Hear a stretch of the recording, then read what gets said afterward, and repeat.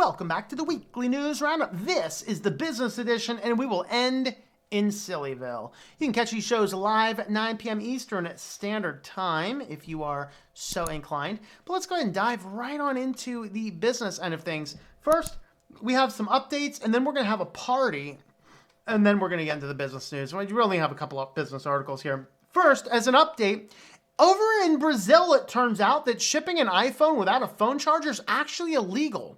So Apple is going to have to sell the chargers with the phones, particularly in Sao Paulo is the only place that specifically has it. So they have a state consumer protection law, and it basically says you cannot sell a crippled device. And since a phone has to have a charger to charge, Apple is not allowed to sell phones in Sao Paulo without having a charger with it. And my apologies, I probably butchered that. I know a couple of you guys speak Portuguese or Brazilian or whatever. I think it is Portuguese down in Brazil, right? Is that right? Do they do Portuguese in Brazil? I don't know.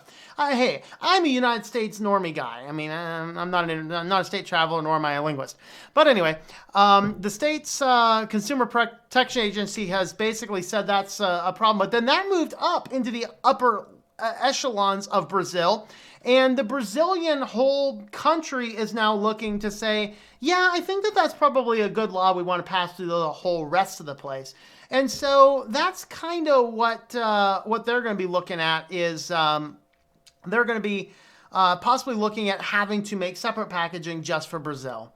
So there you have it. All right, let's celebrate. Celebrate good times. Get out! That's right, because Ajit Pai is resigning on January 20th, and it could not happen soon enough. So start placing your bets now. Is he going to go back to Verizon with a six-figure income, or is he going to go to Comcast or Time Warner or somewhere else? 4 options. Where is he going to go? My bets are on Verizon because that's where he came from, and he did a lot of lobbying for them while he was supposed to be doing a service to the American people, and all he basically did is enrich his crony friends over at Verizon. So let's go ahead and give Ajit Pai a big send-off. Screw you, Reese's man. Go back to corporate industry so at least you're fighting on the party that, you know, we know what side you're on and you're not playing a double turncoat or something. There we have it. All right. Supreme Court will finally rule on the U.S. hacking laws. So this is actually an interesting one, and it could go either way at this point. So what's at the center of this is inside the hacking laws contains a clause that says any other use of a computer in an unauthorized manner. And what's at the center of this is there was I believe this one was one of these cases where the police officer, I think it was police officer's friend or something, went to the police officer to find the address or something of a lady. I think that was it. Now, there was another case like this which made it very illegal for police officers already to access these types of databases for non-professional uses. But part of the hacking law basically says that, hey, anything you do that might be considered, quote, unauthorized is technically hacking. And so that will, mean, millions of years in jail or something. Despite a rapist only gets, a couple years at best, minimum security, and hey, you just declare yourself to be a woman now in many places, and you get to, they basically lock you up with your victims. That's how insane our world's going. But you hack a computer, you're just going away for life, okay? Ugh. We don't want to mess with the big ones. So the Supreme Court is finally ruling on this and trying to determine, does this computer law go too far? Because sure, it's one thing to sit there busting out the scripts and legitimately hacking into a service. It's another thing altogether if they said, hey, everybody and their brother can have access to the server. Same way when I worked for an academic startup company, we were selling online homework systems. I was in the college division. I still had access to every K through 12 kid in America's accounts at my fingertips. And it wouldn't be hacking. It's simply information available with my basic username and password. So they're asking that fundamental question. if it's something that they didn't have to break into the computer system to use, is that really hacking? And so it'll be interesting to see what happens with this Supreme Court case, but this could really go any direction. So yeah. Sorry, all this stuff is kind of political, but Section 230, it's Trump versus Trump. So, without getting into the politics aside, of course, Donald Trump has been very vocal on Section 230, because I think this is the biggest part of his entire pregnancy. The pregnancy? Well, you may as well. We've been screwed. Presidency. Wow, Donald Trump's giving birth, guys. Heard it here first. So... Wow, look, I turned colors.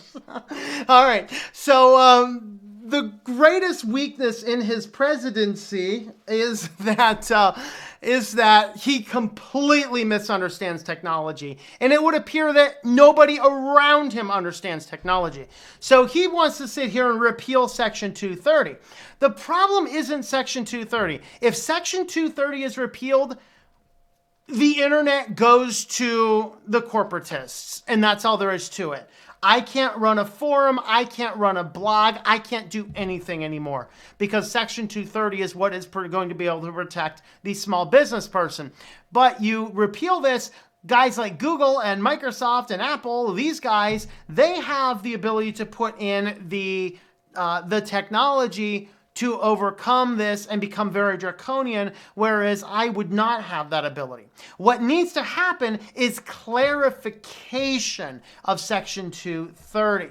And so with the clarification of Section 230, we need to define what is the bullet point list of a protection as a platform versus the constitutional rights of a publisher. We need to clearly delineate these because where this is coming from is right now, not so much YouTube, but Facebook and Twitter are the biggest culprits right now. These guys are absolutely behaving like publishers. They're simply banning stuff they don't agree with, and that is what a publisher does.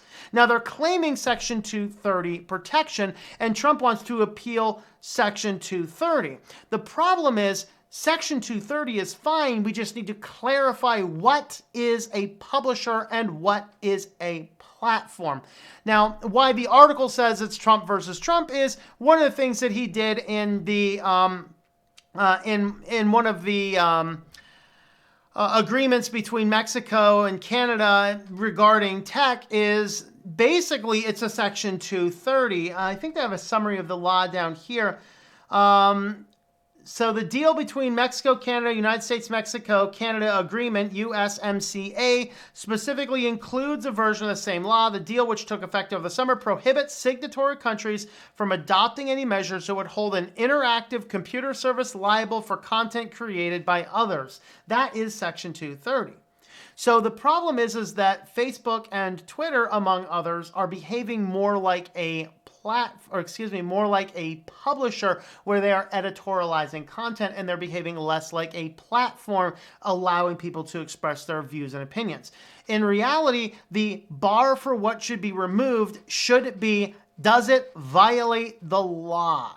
If it violates the law, and this is where YouTube is getting weaker in this, but still, like for a while, they would only remove content if there was an actual conviction on a case. Now, that was a few years ago. Now they just, whatever. It's not as bad, but that's kind of what we are seeing.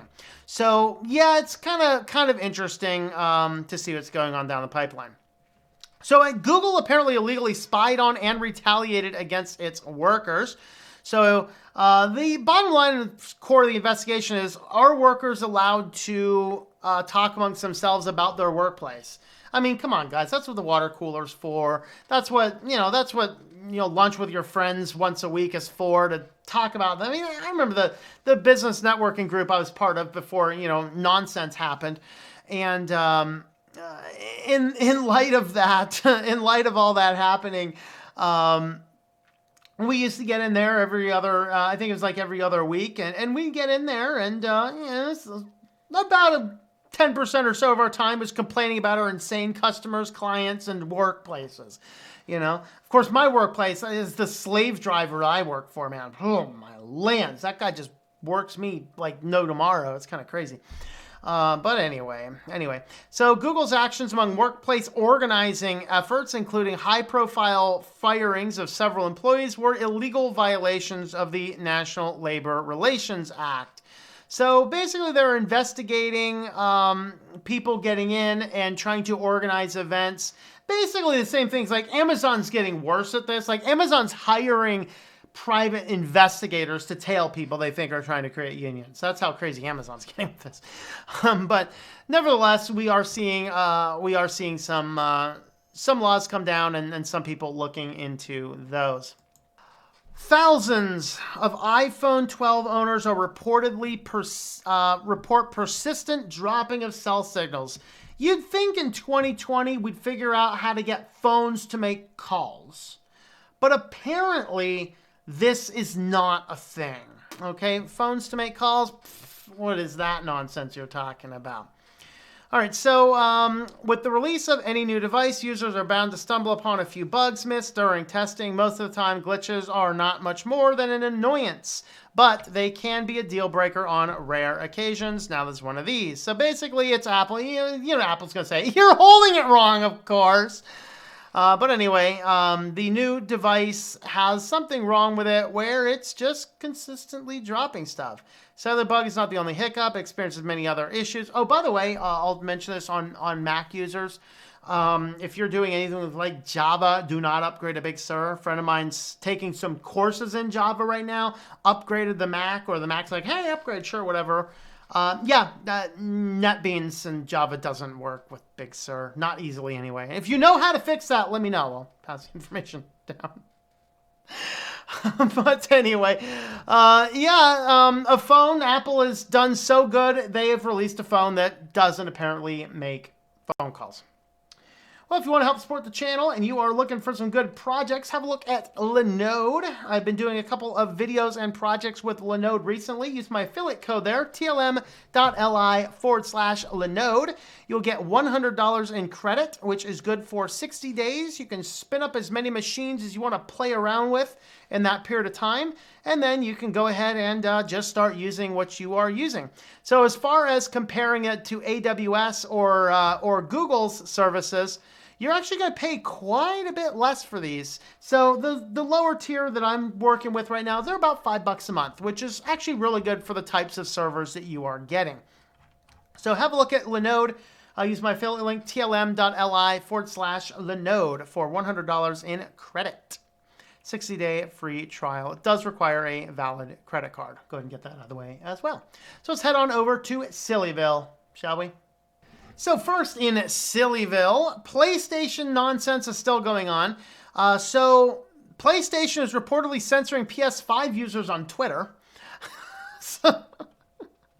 So apparently you can tie in your PlayStation. Is this PS5? Yeah. So you can tie in your PlayStation with Twitter, and I guess you can tweet from your console there. And the problem is that they put in this profanity filter that is catching stuff that's not profane in the slightest and calling it profane. So let's see, you want to screenshot the wonderful Astro's Playroom, but PS5 asked me to remove profanity to continue. So you can see the note over here. It says, remove profanity to continue. His quote says, Aristro's Playroom is such a delightful experience. One might even get a bit emotional at the torrent of cuteness and PlayStation nostalgia on display. So many fond memories. Brilliant marketing by Sony. Hashtag PS5 share. Hashtag Astro's Playroom. So apparently that is profane. You said something nice, dude. Stop saying nice things.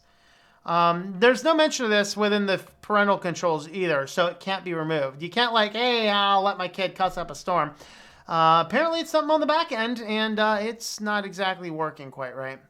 More PlayStation 5 nonsense. I promise it's not all PlayStation 5. I just continuing on from last week. Man tells wife his new PlayStation 5 is an air purifier. Wife sells his PS5. So he buys this new, very expensive air purifier. which was working very well. This dude managed to get off this PlayStation as being an air purifier until a rat died in the couple's house. A rat dies and the air purifier did not hide the smell. And since the air purifier did not hide the smell, the wife figured out, oh, it's a PlayStation 5. Now, I'm not sure what type of incompetent fool it takes to figure out that thing is a gaming console and not a air purifier, but okay.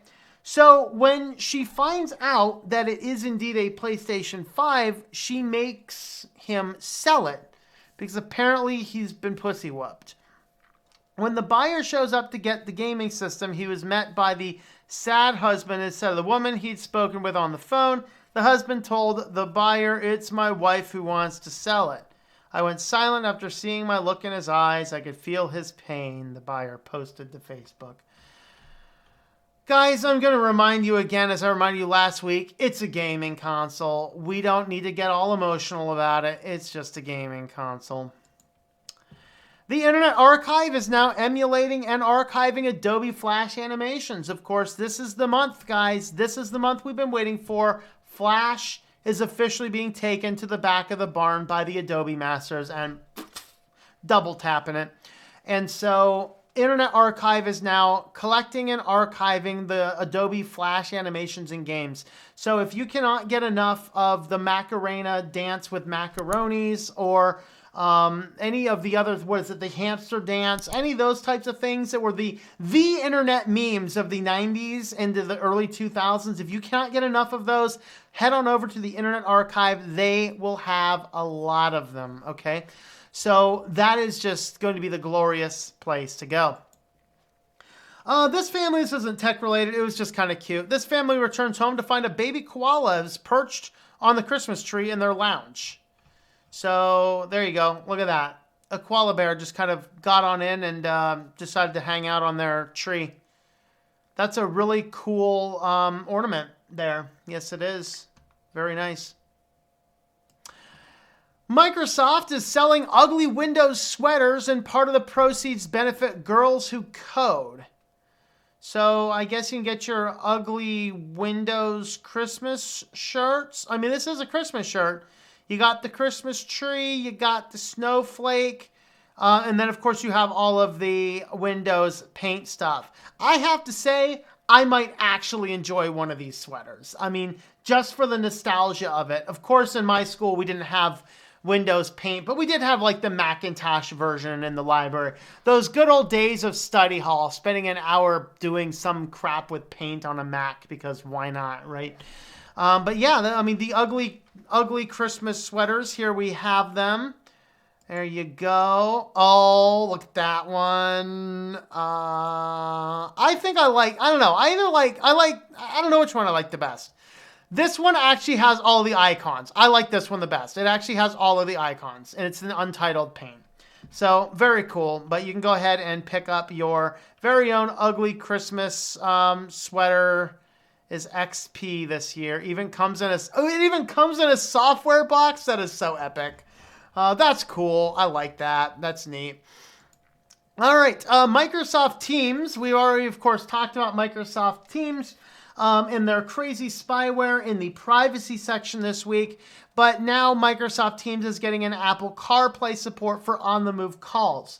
So as if we didn't have enough to worry about on the road, like, you know, the guy I'm driving on down the road and the guy in the Tesla's passed out in the front seat and the Tesla's driving on down, rapidly accelerating into the fire engine, poomies, you're driving on down, you see the explosion in the side of the mirror, you're going on, you go, God, and you're going over, and then you get some Chevy Bolt over there just combusts into flames because the batteries are recalled on those things. You know, and then some hacker took control of the Jeep Cherokee over there, and he's running. He's playing a live action game of like Grand Theft Auto or something. And then you're going on down the road, just like, all right, I got this guy. This guy looks kind of normal. He's awake. He's conscious. What's he doing? He's watching a Zoom meeting. Oh, I'm sorry, a Microsoft Teams meeting on his infotainment system on his car. Send me back to the woods, people. Society's getting insane. Okay, we don't need more distracted drivers on the road with Microsoft Teams on the infotainment systems. My God. For on-the-move calls, how much of your productivity score for Microsoft Teams is scored by you watching and participating in a conference call on the road? You should be driving. You shouldn't be in a meeting. I'm driving right now. I can't focus on the meeting. I'll call and join the meeting when I get to my destination. Whatever happened to that? Oh no. We need to be surrounded by death traps of flying Teslas, exploding Bolts, hacked Chevys, and now we have Microsoft Teams on an infotainment system in my car. Great. This world is getting insane. Well, if you want to help me stay out of the highways and byways, you can support me over on Subscribestar. Subscribestar.com/switched-to-Linux. You can jump on in over there, help support the channel that way. We also do have thinklifemedia.com and Patreon, patreon.com/TOMM. You can jump on any of those places to help support the channel. Thanks for watching, everybody, and I hope that you enjoy switching to Linux. Thank you for watching this video from Switched to Linux. This channel would not be possible without the backing of the program supporters scrolling on the screen now. You can be a supporter at Patreon at patreon.com/TOMM or at thinklifemedia.com. I also want to thank the open source community who creates such excellent software that makes producing this show possible. Please remember to support your software communities. Thank you, and I hope that you enjoy switching to Linux.